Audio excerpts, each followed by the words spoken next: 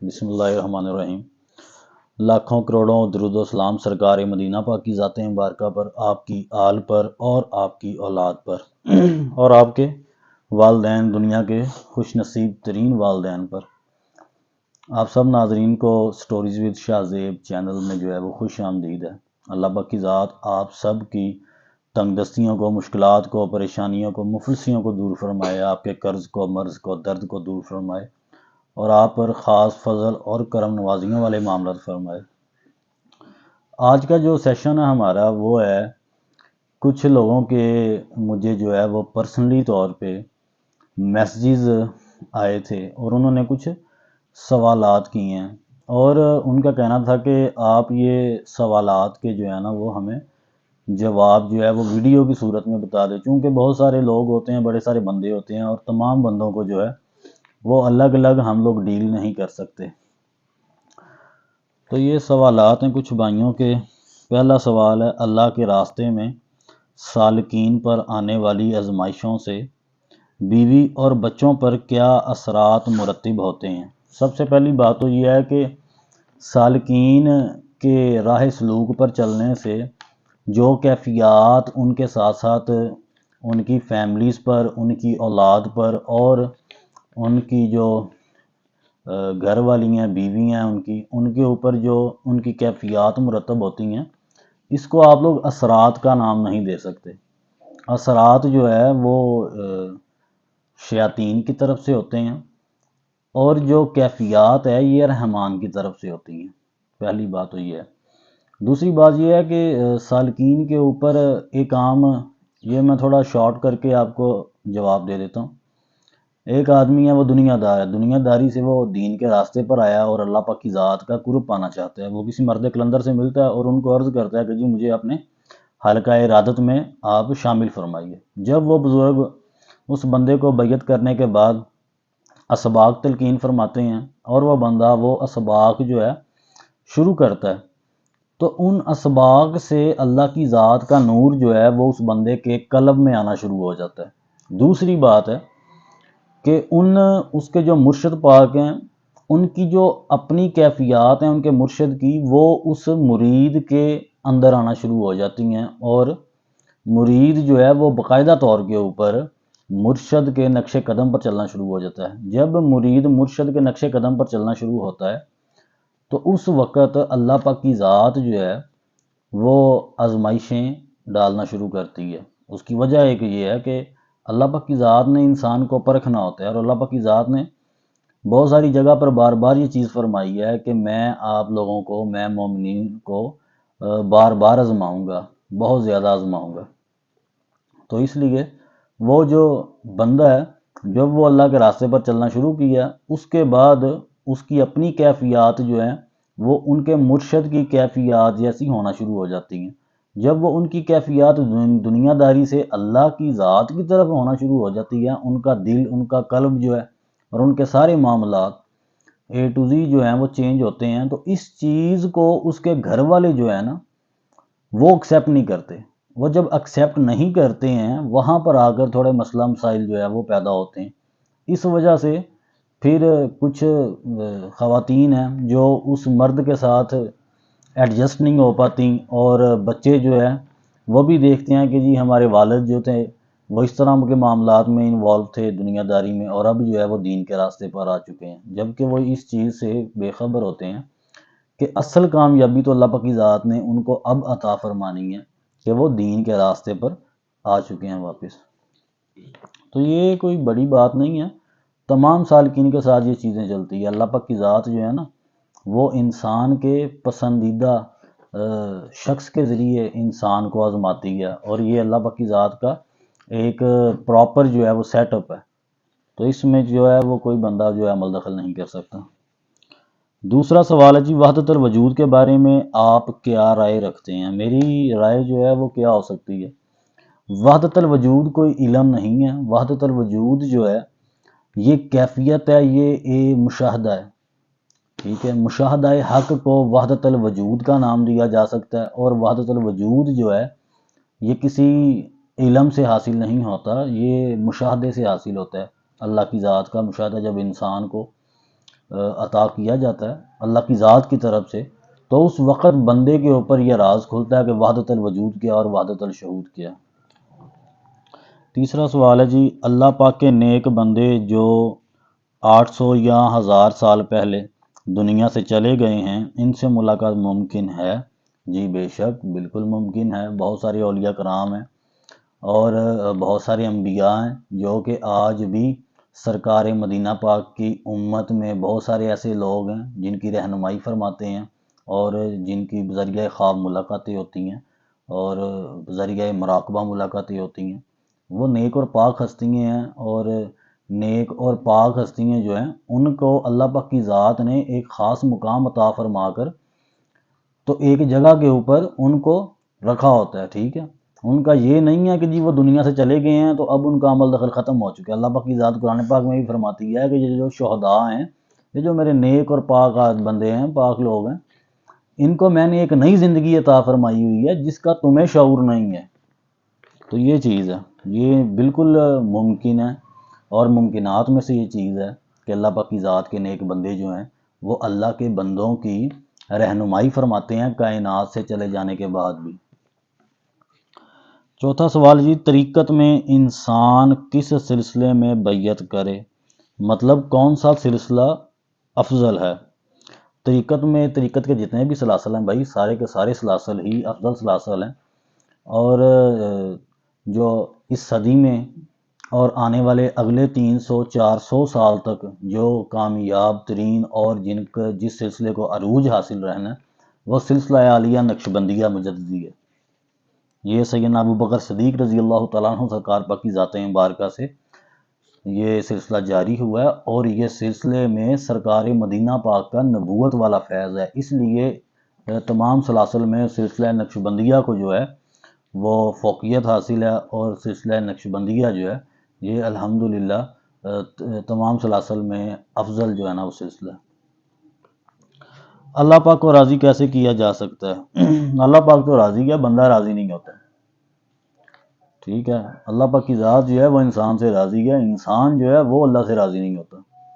اگر اللہ پاک کی ذات نے انسان کو کچھ عطا فرما دیا تو بندہ کہتا ہے کہ جی یہ میرا مقدر تھا، یہ میں نے محنت کی اور مجھے مل گیا۔ اور جب اللہ پاک کی ذات کسی بندے سے کوئی چیز واپس لے لیتی ہے، چھین لیتی ہے، تو بندہ کہتا ہے جی مجھ سے حق تلفی کی گئی، مجھ سے یہ چیز جانی نہیں تھی چاہیے تو یہ چلی گئی ہے۔ یہ تمام چیزیں جو ہیں یہ انسان کو اللہ کی ذات سے دور کرتی ہیں۔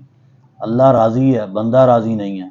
جب بندہ راضی ہو جائے گا اللہ راضی ہے۔ سرکار واصف علی واصف رحمۃ اللہ تعالیٰ علیہ سے ایک بندے نے سوال کیا کہ حضور مجھے کیسے علم ہوگا کہ اللہ پاک کی ذات مجھ سے کتنا راضی ہے؟ آپ نے فرمایا بیٹا جتنا تم اپنے اللہ سے راضی ہو اتنا تمہارا اللہ بھی تم سے راضی ہے۔ چھٹا سوال ہے جی، اہل تشیع حضرات علی ولی اللہ کہتے ہیں، جائز ہے؟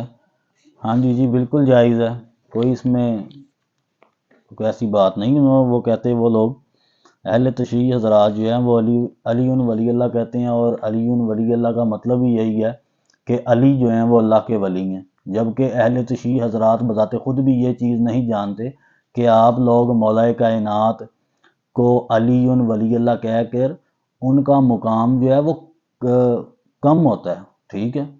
علی ولی اللہ مولا کائنات بے شک ہیں آپ، مگر آپ تو امام الاولیاء ہیں، امام الفقراء ہیں، آپ تو اولیاء کے امام ہیں۔ تو یہ جو کہتے ہیں علی ولی اللہ، یہ میرے نزدیک آپ کی شان کے مطابق جو ہے وہ معاملہ نہیں ہے۔ مولا کائنات کی بہت بلند شان ہے۔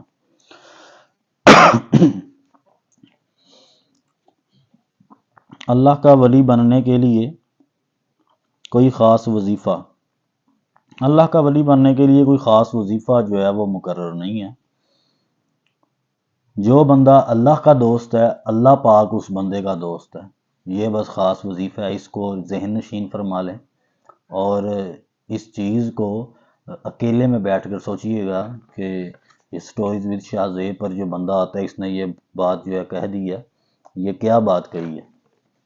جو بندہ اللہ کا دوست ہے اللہ پاک اس بندے کا دوست ہے،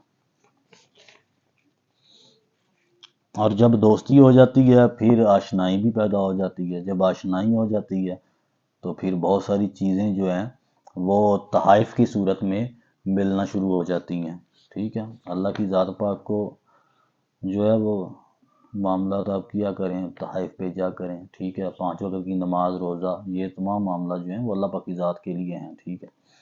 اس سے ہٹ کے اس کے لیے خاص ٹائم نکالا کریں، آدھا گھنٹہ 20 منٹ، جس میں صرف اللہ کی ذات موجود ہو اور آپ موجود ہوں، دوسرا اور کوئی نہ آپ کے پاس ہو یا کوئی ڈسٹرب کرنے والا نہ ہو، ٹھیک ہے۔ اور تنہائی میں اللہ کی ذات کے ساتھ جو ہے نا وہ آشنائی جو ہے وہ قائم فرمائیں، تو اس سے اللہ پاک کی ذات جو ہے وہ مزید فضل اور کرم نوازی والے معاملات فرمائے گی۔ تنگ دستی ختم کرنے کے لیے کوئی وظیفہ بتا دیں۔ تنگ دستی ختم کرنے کے لیے استغفر اللہ سے بڑا اور کوئی وظیفہ نہیں ہے۔ اگر کوئی بندہ چاہتا ہے کہ جی میری تنگ دستی ختم ہو جائے، تو اسے چاہیے کہ ہر وقت جو ہے نا وہ استغفر اللہ کا ورد جو ہے وہ کیا کرے، اللہ پاک کی ذات تنگ دستی ختم فرما دے گی انشاءاللہ العزیز۔ جو لوگ بہت زیادہ عبادات کرتے ہیں وہ اللہ کی ذات تک نہیں پہنچتے، اور جو لوگ اولیاء کرام کے ساتھ منسلک ہوتے ہیں ان کو اللہ مل جاتا ہے، ایسا کیوں ہے؟ یہ ایک بھائی کا سوال ہے۔ بات یہ ہے کہ اللہ کی ذات کو پانے کے لیے کسی عبادت کی ضرورت نہیں ہے۔ سب سے پہلی بات، اللہ کی ذات کو پانے کے لیے اطاعت کی ضرورت ہے۔ جب تک انسان اطاعت نہیں کرے گا تب تک اللہ کی ذات کی بارگاہ تک رسائی حاصل نہیں کر پائے گا۔ اللہ کی ذات کو آپ کی عبادت کی ضرورت نہیں ہے۔ اللہ پاک کی ذات جو ہے وہ عبادات سے اور ان تمام چیزوں سے بالا تر ہے۔ وہ ذات جو ہے وہ ذات کبریا ہے۔ اس نے فرمایا ہے کہ میں نے انسان کو اپنی ذات کی پہچان کے لیے جو ہے وہ خلق فرمایا۔ تو یہ تو اب ان بندوں کے اوپر ڈپینڈڈ کرتا ہے کہ وہ بندے جو ہے اللہ پاک کی ذات کو کیسے لیتے ہیں، ٹھیک ہے۔ اصحابہ کرام ہیں اللہ پاک کی ذات تک پہنچے ہیں تو اطاعت کر کے۔ اطاعت کن کی سرکار مدینہ پاک کی ذات مبارکہ کی، ٹھیک ہے۔ سرکار مدینہ پاک کی ذات مبارکہ کی اطاعت جو شخص کرتا ہے وہ اللہ کی بارگاہ میں درجہ مقبولیت حاصل کر لیتا ہے۔ اللہ پاک کی بارگاہ میں اس کا ایک باقاعدہ طور پہ درجہ ہوتا ہے، اور یہ خاص طور پہ فضل اور کرم سے معاملات یہ چلتے ہیں، اور یہ سرکار مدینہ پاک کی ذات مبارکہ کی اطاعت ہی سے یہ معاملہ جو ہے وہ معرض وجود میں پھر آتا ہے۔ تو اگر کوئی بندہ اللہ کی ذات تک پہنچنا چاہتا ہے تو وہ یہ بات نہ کہے کہ جی میں جو عبادت کرتا ہوں یہ عبادت کافی ہے اللہ کی ذات تک پہنچنے کے لیے۔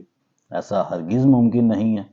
اللہ کی ذات تک اگر پہنچنا ہے تو پہلے اللہ کی ذات تمہیں اپنے کسی بندے تک پہنچائے گی۔ جتنے بھی اولیاء کرام اللہ کی ذات کی تلاش میں گھر سے نکلے وہ اللہ کی ذات تک نہیں پہنچے، اللہ کی ذات نے ان کو اپنے کسی بندے تک پہنچایا۔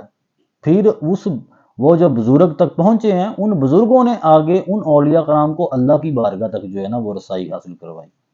یہ باقاعدہ طور پہ سرکار مدینہ پاک کی ذات مبارکہ کی بارگاہ سے یہ معاملہ چلتے ہیں۔ اس لیے اگر کوئی بندہ کہتا ہے کہ جی میں عبادت کروں گا تو مجھے ہر چیز حاصل ہو جائے گی، تو ایسا ہرگز نہیں ہے۔ یہ جو ابلیس ہے یہ بذات خود بہت بڑا جو ہے وہ عابد تھا، معاملہ تھے اس کے، آپ سب کے سامنے ہے، مجھے وضاحت کی بھی ضرورت نہیں۔